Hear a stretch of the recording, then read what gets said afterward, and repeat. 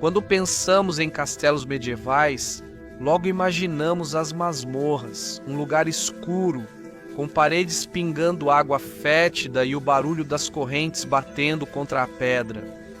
O pobre prisioneiro mal-vivo, acorrentado, sentado na imundície, esquecido no frio e na umidade.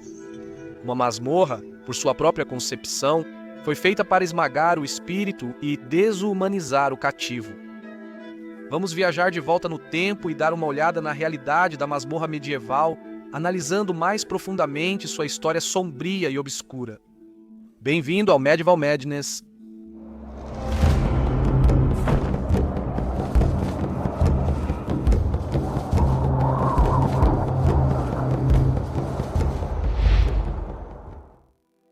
O uso mais antigo da palavra masmorra na língua inglesa data do século XIV. Ela era usada como a palavra francesa donjon, que significa torre de menagem, principal torre de um castelo. Em latim, domino significa senhor, podendo indicar o controle do guardião do castelo sobre as pessoas. O estudioso britânico D.J. Cathcart King listou todos os castelos da Inglaterra e do país de Gales em seu livro Castellarium Anglicanum, publicado em 1983. Ao descrever as funções de um castelo, King escreveu: nem todos os castelos eram importantes, nem todas as jurisdições dos senhores exigiam uma prisão, nem todas as prisões eram projetadas para isso. As salas de guarda normais, próximas ao portão, serviriam como prisões razoavelmente seguras para homens e correntes, e não era necessário muita engenhosidade para transformar um depósito em masmorra ou para alterar os aposentos confortáveis do pátio interno da Torre de Londres para que seus ilustres ocupantes pudessem ser trancados lá dentro. King conclui dizendo que, abre aspas, castelos são boas prisões, não tanto porque um edifício difícil de entrar seja necessariamente difícil de sair, mas porque eles podiam resistir a tentativas de resgate. Vários castelos do século XII, como Lancaster, Newcastle e Oxford, depois serviram como prisões. A prisão de Sua Majestade Lancaster foi fechada como uma prisão de categoria C, para detentos do sexo masculino, tão recentemente quanto em 2011, e o Tribunal da Coroa ainda continua funcionando no castelo. As mulheres dos famosos julgamentos das bruxas de Pendle ficaram nas masmorras do castelo de Lancaster em condições horríveis, antes de serem executadas.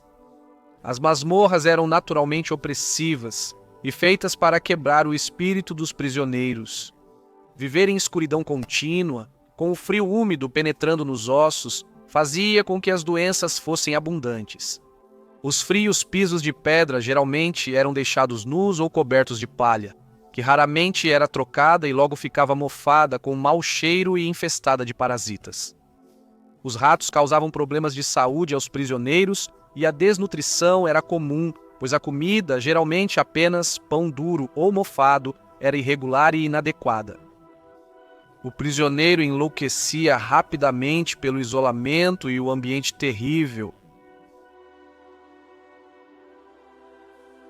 Prisões sem grades. Alfredo, o Grande, rei dos saxões ocidentais no século IX, criou um extenso código de leis no final dos anos 880 ou início dos 890. Suas punições focavam em multas, pois ele acreditava que crimes podiam ser compensados com dinheiro. Para quem quebrava o juramento, a prisão podia ser usada como punição e os detentos ficavam sob prerrogativa real. Na Inglaterra, após a invasão normanda, a prisão às vezes era usada como punição. A Eldred, o abade de Abingdon, foi mantido no castelo de Wallingford, em Berkshire, após se envolver em uma conspiração contra o bispo de Durham em 1071. 30 anos depois, Ranulf Flambard foi o primeiro preso da Torre de Londres. Coincidentemente, Flambard também era bispo de Durham e foi mantido pelo rei Henrique I da Primeira Inglaterra por desfalque. Ele também foi o primeiro detento a escapar da torre em 1101, quando desceu usando uma corda e encontrou refúgio na França. Foi sob o reinado de Henrique II em 1166 que o Assize de Clarendon transformou a lei inglesa e levou ao julgamento por júri. Antes disso, ordalho, combate e compurgatório eram comuns nos julgamentos. Henrique ordenou que seu xerife criasse uma prisão em cada condado, seja em burgo ou castelo. Prisões foram construídas em 12 condados. Ser preso por um crime no castelo mais próximo virou comum, e muitos cômodos foram adaptados só para isso. A prisão como punição ganhou força. O historiador medieval W. L. Warren afirma em seu livro Henrique II que, abre aspas, se o acusado tivesse sido capturado, ele seria mantido na prisão até que os juízes reais viessem ao condado, e isso poderia levar muitos meses ou até 1 ou 2 anos. Está por baixo. No castelo de Warkworth, em Northumberland, a sala do porão sob a grande torre tem uma masmorra acessível apenas pelo teto em arco, sendo chamada de oubliette. Derivada do francês oublier, que significa esquecer, era uma cela subterrânea acessível por uma abertura no teto. Algumas eram chamadas masmorra-garrafa pelo formato estreito da abertura. A cela no castelo de Bromley, país de Gales, também podia ser chamada de oubliette. Só se acessa por uma porta de alçapão no nicho da janela. Degraus levam ao andar de baixo, mas terminam em uma queda de 2,5 metros, indicando que uma escada portátil foi usada para colocar o prisioneiro na sala e depois removida. A construção do castelo de Pomfret, ou Pontefract, iniciou em 1070. A estrutura foi palco do aprisionamento e morte de figuras medievais como Tomás de Lancaster, executado por ordem de Eduardo II em 1322, e Antônio Woodville, segundo Conde Rivers, decapitado em 1483 por ordem de Ricardo III. Ricardo II teria morrido de fome em 1400 após ser deposto por Henrique IV. 44 degraus íngremes levavam aos porões e à masmorra, já descrita como um poço macabro. Apesar de muitos prisioneiros importantes ficarem em quartos confortáveis na Torre de Londres, há uma pequena cela sob a Torre Branca. Sem janelas e medindo apenas 1,20 metro de cada lado, qualquer prisioneiro adulto não conseguia nem sentar, nem ficar em pé, nem se deitar. É assim que o cômodo ficou conhecido como pequeno desconforto, pois era impossível para qualquer pessoa encontrar uma posição confortável em seu interior. As condições eram quase tão ruins no castelo de Dirleton, no leste da Escócia. A masmorra do século XIV era uma prisão construída sob a capela. Era composta por 2 áreas, uma sala para homens livres e um poço escuro de 3 metros quadrados, com apenas uma abertura de ventilação, destinado a plebeus que quebrassem as regras. No castelo de Crookston, em Lanarkshire, o prisioneiro precisava entrar numa prisão em poço por uma escotilha no teto e passava dias e noites num cômodo de 2,80 por 2 metros, equivalente a 6,5 por 9 pés. Bem lá no fundo do buraco. A Escócia tinha uma visão única sobre masmorras. A prisão do poço era uma punição extremamente cruel, claramente criada por um masoquista medieval. Como a oubliette, a prisão do poço era acessada por uma porta ou alçapão acima e não tinha janelas para a luz. Elas podiam ser encontradas frequentemente nos andares mais baixos dos castelos escoceses e também são conhecidas como masmorras garrafa. O andar acima, embora ainda fosse uma cela de prisão, era um pouco mais salubre em comparação. O ex-historiador da Historic Scotland, Chris Tabraham, acredita que isso pode indicar diferença social entre prisioneiros, não a gravidade do crime. Um homem livre podia ficar na câmara acima, enquanto um camponês ou servo sofria no calabouço abaixo. De forma assustadora, esses calabouços parecem ter sido construídos propositalmente na maioria dos castelos, onde podem ser encontrados, em vez de serem adaptações de câmaras já existentes. Em seu livro Prisões e Punições na Escócia, da Idade Média ao Presente, Joy Cameron observa que na Idade Média, abre aspas, a justiça sumária era rápida e os temíveis calabouços e masmorras das jurisdições hereditárias raramente eram ocupados por qualquer indivíduo por muito tempo. Os barões evitavam gastar com a manutenção e alimentação de prisioneiros. Os captores queriam se livrar do infrator rapidamente, absolvendo-o, condenando-o, libertando-o ou enforcando-o longe dos olhos, rumo à cova ou ao calabouço.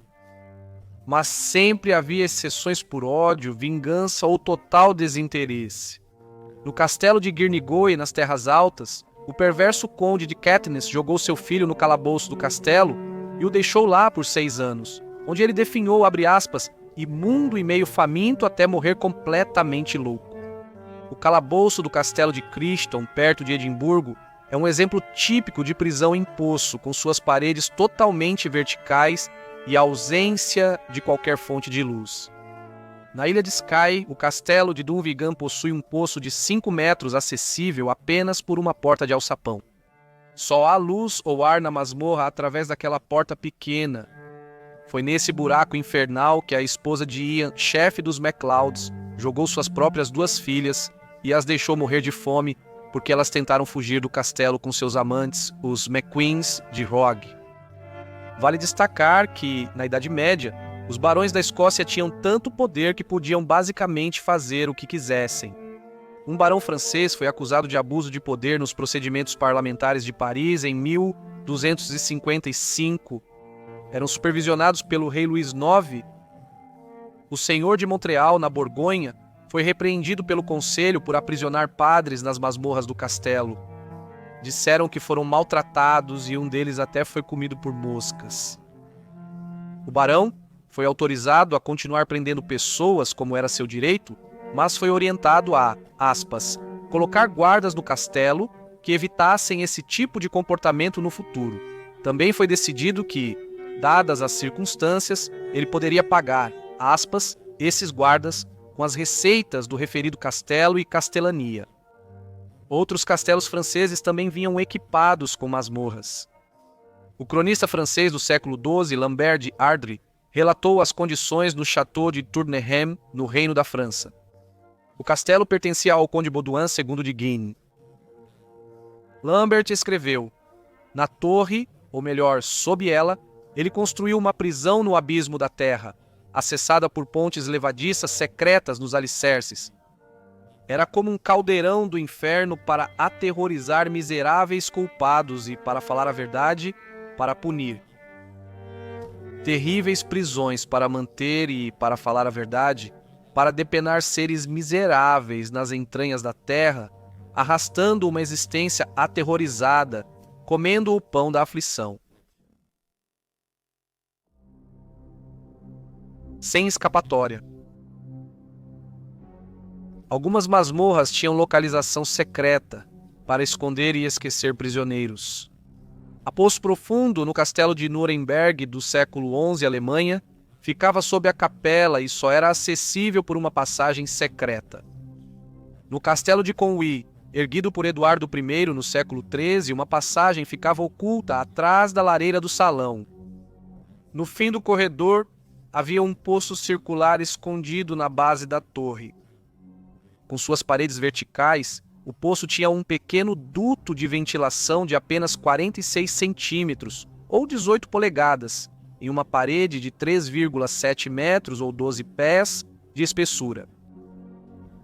Mesmo que o resgate chegasse, você teria sorte se os libertadores conseguissem ouvir seus gritos. Obrigado por assistir a este episódio de Medieval Madness.